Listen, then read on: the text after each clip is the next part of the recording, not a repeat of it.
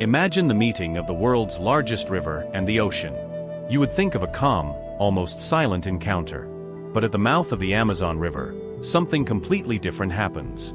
There, nature doesn't whisper, it roars. From the horizon rises a gigantic wave, advancing against the river like liquid thunder. Ladies and gentlemen, this is the Pororoca.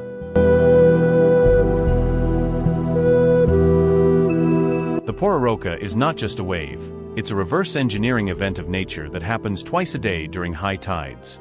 For those who live along the riverbank, it's not just a spectacle, it's a clock. River dwellers need to know exactly when the great destructive roar will arrive because the wave speed is so great, reaching 35 kilometers per hour, that there's no time to escape. The Pororoca's greatest hook is its duality. It destroys and at the same time creates. First, chaos. When the wave advances, the force of millions of liters of rapidly moving ocean water is channeled to the shore. It tears away riparian vegetation for kilometers, especially trees without deep roots. In many stretches, the forest appears to have been cut by a gigantic invisible pair of scissors. This brutal erosion is what widens the channels and reshapes the mud islands at the river's mouth. But the river has its secrets.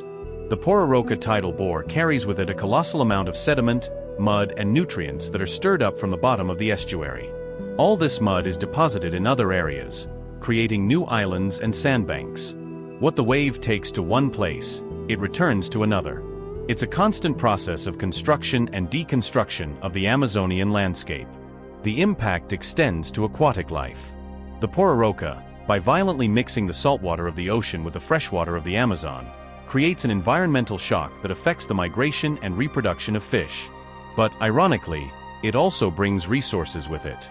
The churning of mud and nutrients is what enriches the ecosystem and feeds the entire food chain, from small crustaceans to large manatees. Nature uses violence to balance chaos. The Pororoca is proof that the Amazon is a living system, where the sound of the ocean's roar is, in fact, the sound of the river cleaning and reinventing itself.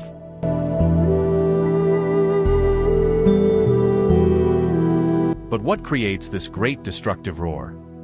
The explanation is a fascinating collision of physics and geography. The Pororoca is a tidal wave. It is born when the high ocean tide encounters perfect geographical conditions. First, a large volume of water, the Amazon. Second, a shallow, narrowing estuary. Think of it as a water traffic jam. The ocean tide tries to push the river water back, but the river water is too strong to yield. Instead of mixing calmly, the seawater is forced to compress, rise, and form a single wave. The tide transforms into a solitary wave of pressure that advances upstream. This wave, which can reach 4 meters in height, not only travels at impressive speed but also has unparalleled destructive force, uprooting trees from the bank, collapsing embankments, and reshaping the entire riverside landscape. The first formal records of this river fury date back to European chroniclers in the 16th century, who described the phenomenon with terror, calling it a monstrous roar. Since then, the Pororoca has been both a feared challenge for fishermen and the stage for an extreme sport, where surfers seek the world's longest wave, surfing a river for minutes that seem eternal. And do you have the courage to surf this wave? If you have, good luck, because I myself don't. I'm out.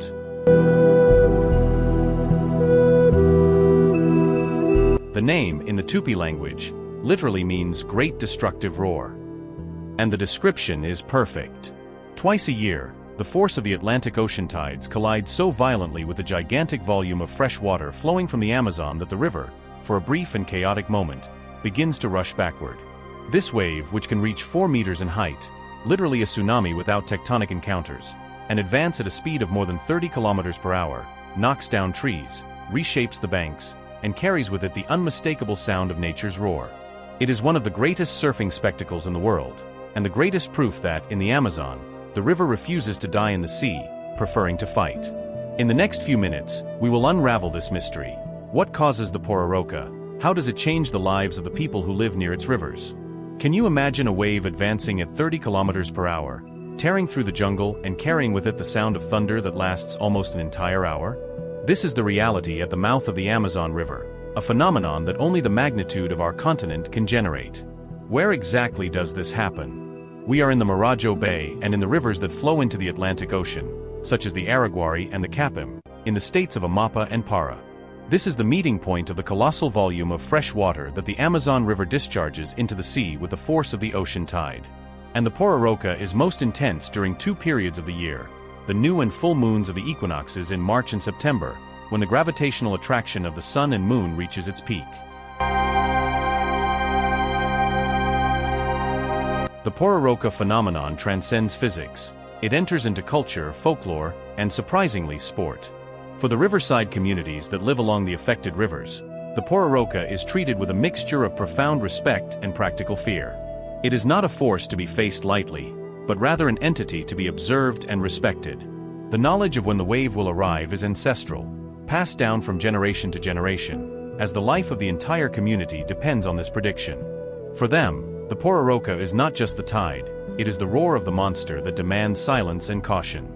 This thunderous sound, which can be heard kilometers away, is the most important warning. But where there is the force of nature, there is always the human challenge. The Pororoca, with its speed and long duration, has created a unique niche in sport, river surfing. In regular surfing, the wave lasts seconds. In the Pororoca tidal bore, surfers can ride the wave upriver for minutes on end, covering distances of tens of kilometers. Brazilian surfer Piqueruda Salazar, for example, holds the record for longest stay, having surfed the Pororoca for an incredible 12.5 kilometers in a single stretch, according to data recorded at events in the region. The challenge is not only the distance, but also the obstacles. Surfers must avoid branches, entire trees, and even animals carried by the wave. Therefore, the Pororoca is a watershed moment. It separates those who fear it from those who seek it. It is an element of nature that, while forcing fishermen to anchor and wait for safety, attracts athletes seeking the purest adrenaline on the planet. This age-old coexistence between human fragility and the force of nature is the true story of the great destructive roar.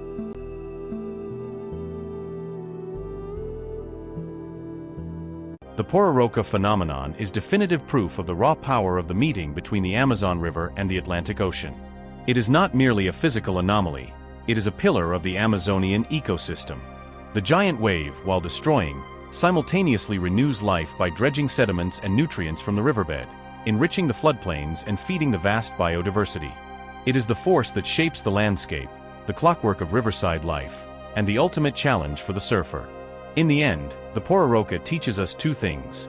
First, that the loudest sound in the Amazon doesn't come from the animals, but from the water, and second, that it's possible to surf for more than 10 kilometers without needing a sea. After all, who needs a beach when you have a river rushing behind you? It's such an extreme sport that the surfboard is the least of your problems. The biggest is dodging tree trunks. If in the marble caves of Patagonia we saw water as the most patient of sculptors, taking millions of years to dissolve calcium carbonate, here in the Amazon, we see water acting as the most impatient of destroyers, destroying riverbanks in a matter of minutes and refusing to wait for the sea to recede. The great destructive roar is, in fact, the sound of the Amazon rebalancing itself. It is a lesson that chaos and creation are, in nature, two sides of the same coin, and that Brazil has the fluvial strength to fight against the ocean.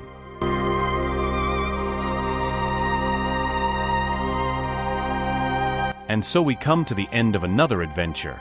What an incredible place we visited today, wasn't it? I hope you felt the energy and beauty of this destination as much as I did. If you enjoyed traveling with me without leaving home and want to explore many other paradises around the world, don't forget to subscribe to the channel. It's free and you'll be sure not to miss any of our upcoming expeditions. In addition to subscribing, leave a like if this video showed you something new and tell me in the comments, what was your favorite part of this trip?